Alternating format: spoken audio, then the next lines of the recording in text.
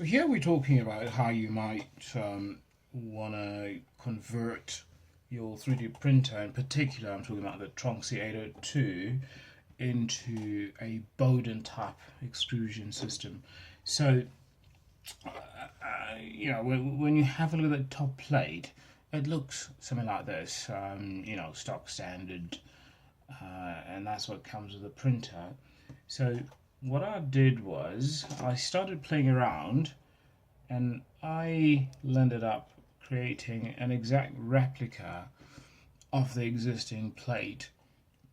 The holes, the little screws go in there. So exact is not maybe the right word, but it's fairly close. So from there, what you then want to do, because this mounts sort of this way actually, and I wanted to mount the stepper motor towards the back like so. Now if you have a turn around, I've got the markings of where the stepper motor needs to go. Well, I then came up with, voila, this particular design.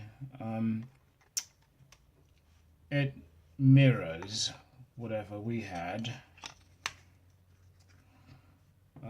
If you superimpose this on top, you'll see that it's still pretty much, well, that's not exactly it. So let's superimpose it like that. There we go. You'll find that everything, including the little holes that side, still an exact replica, except we've now cut out a whole section, which is completely unnecessary other than just supporting. We now have a housing section for your stepper motor.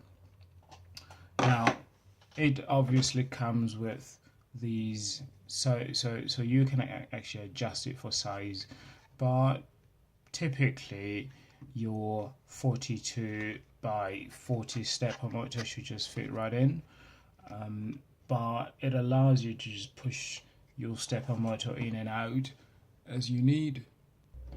So I've got an example of a stepper motor that you might want to use for your Bowden system. So you just slide it in like so. The wires maybe might come through this side, and obviously the one thing I forgot about, which by the time I publish this will be done, is just carve out a little hole here for the wires or some of the connectors for your steppers.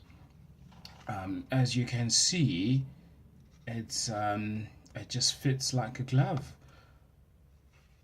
and then you obviously proceed to tighten it.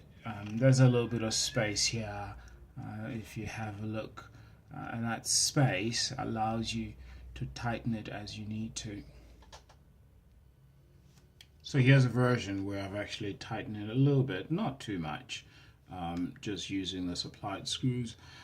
The screws that you're probably looking at using is your self-taper screws, fairly small.